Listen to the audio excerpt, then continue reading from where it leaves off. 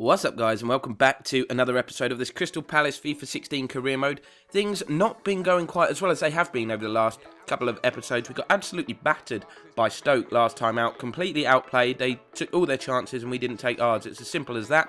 And we suffered a defeat, and obviously in the episode before we'd let a late lead slip at Swansea. So points being dropped a lot for a team challenging for the title like us. That's not good enough. We need to put it right. But as you can see, we're jumping into a very tough fixture at the beginning of this episode. We travel to Stamford Bridge. Yes, Chelsea have not been playing as well as they would have liked this season or in real life as it happens, but they've still got a strong squad and they'll still be there or thereabouts, I think, come the end of this season, and we'll take some points off the big boys. So it's going to be tough regardless. It always is when we come to Stamford Bridge, but we have had some good results here over the previous seasons. We get off to a good start. Bolasie running down the wing, getting past everybody and hitting the shot against the crossbar. Really unlucky not to give us the lead, but shortly after we play Bony through and he has a one-on-one saved by the goalkeeper. Not what you need from your striker. You want him to be putting those chances away like he did when he first joined the club. But he's going to get another one here on his left foot. Djilobodji blocks the shot, it loops over the goalkeeper, and then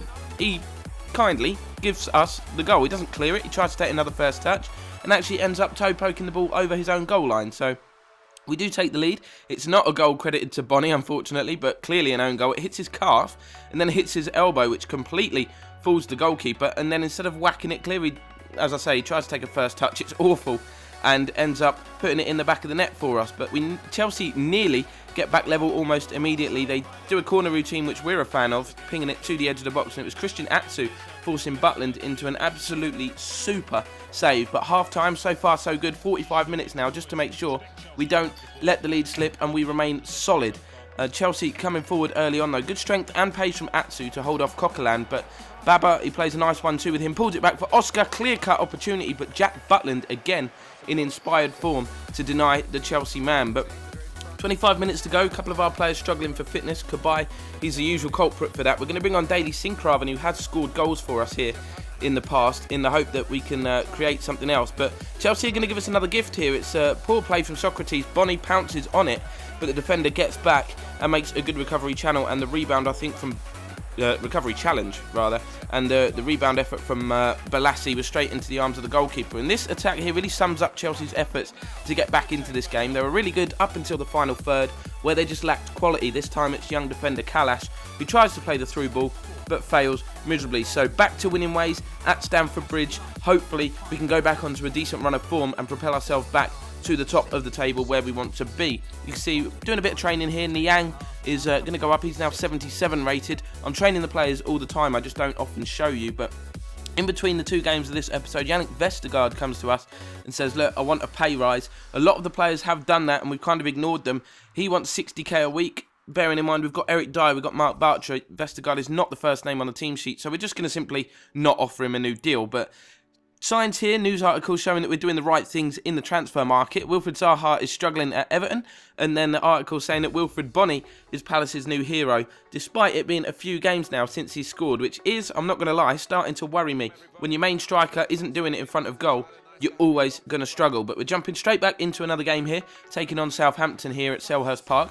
A game, yeah, I say it a lot, is a game I feel we should win. You can see Bony starting again up front, a little bit of a rotation side. You've got Mahrez in there, Enzo Perez, Dembele and Brandt coming in place of Bolasie. But other than that, still a very strong squad. We're looking at the Southampton men. We've got Slimani up front. Obviously, Tadic is always a danger man. Gaston Ramirez, very technical player as well. And James Ward-Prowse from set pieces will be a man that we have to look out for. His deliveries can be quite dangerous. So we're jumping into the game, and that man Wilfried Bony is making a run down the channel. What I do like about Bony is, even though he's not scoring, he is still a very willing runner, and he works very, very hard for the team. He wins a free kick here. It's a bad challenge really from Matt Target. I've seen red cards given for that one. He was nowhere near the ball, takes out Bony from behind. However, free kick is going to be whipped in from Mahrez. We decide to just put some pace on it. Forster cannot deal with it, parries it straight up into the air, where Julian Brandt is underneath it, wins the header and scores his first goal for the club. So inside 12 minutes, we've got the lead again here, which is exactly the start we were hoping for. You can see the free kick did look like it was heading right into that top corner, so credit to Mahrez for that. Forster, having got a hand to it, will be disappointed that he could only parry it up into the air in front of goal, and it ultimately has cost his side. But you can see them set pieces that I was talking about from Southampton as they put the dangerous ball into the box, and Cedric header, fortunately for us, was straight at Butland. But at the other end, Enzo Perez with some good footwork. Great save from Foster. Defender tries to header it clear. Another great save from Foster, but the ball eventually falls to Moussa Dembele, who manages to put the ball into an empty net. He's left with a simple finish. Again, it's fortunate in the way that the ball just rebounded back to us, but this time I've got sympathy with the goalkeeper. Look at this second save to deny Bony. He's up quickly, really good strong hand on it. Dembele just in an onside position, rolls the ball into an empty net, but again, it would not go in for Bony despite a good opportunity. He's going to get another one here because straight from kickoff, he wins the ball, this time completely clean through, tries to finesse it into that corner, but again, good save from the goalkeeper, Fraser Forster. It's not happening.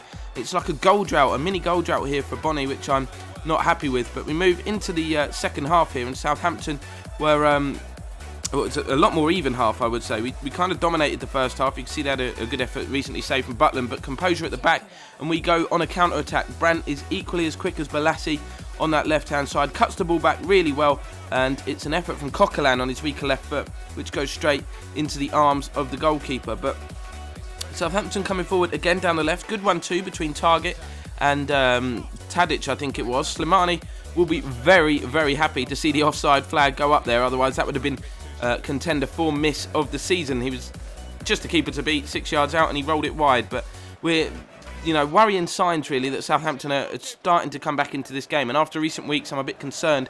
Definitely don't want to be conceding because we haven't looked that solid. But Gaston Ramirez coming forward again here.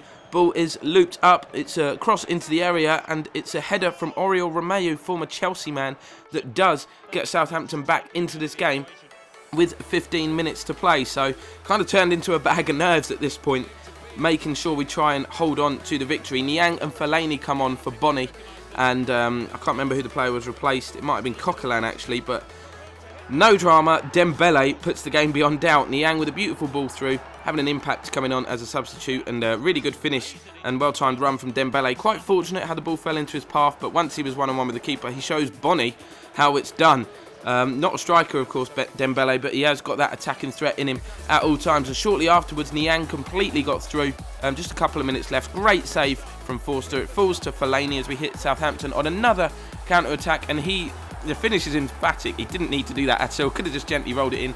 Didn't fancy it, and both of the substitutes coming on, Niang and Fellaini, to have a big impact in this game. As you can see, the finish right into the top corner, and that made it 4-1 and put the game beyond doubt. Almost time for a party piece from Dembele. Really good team move. He hit it first time on the volley, but it's another good save from Fraser Forster, who, despite being on the losing side here by scoreline of 4-1, he had a very, very good game. But time to have a look at the league table. Obviously no Europa League games, so that hasn't been affected, but we're back up to second.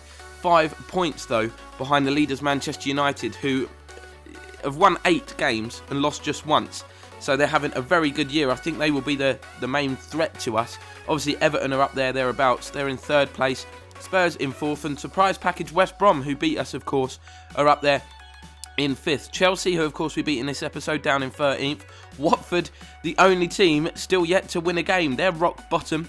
QPR and Newcastle taking up the other relegation places. But when are Watford going to get a win? It's almost embarrassing that they've knocked us out of the Carling Cup, because that is a game that we should have, done the business in and got through to the next round. Having already beaten Manchester City, that was so frustrating. But in terms of the Premier League, that's our aim this year.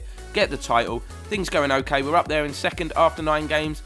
There or thereabouts. We just need to make sure we don't drop any more points and let Manchester United build up a lead that will make it impossible for us to catch them. But that will bring this one to a close, guys. Thank you very much for watching. Follow me on Twitter, Instagram. The links are down below. Make sure you drop a like on the vid and subscribe to the channel, and we'll see you next time.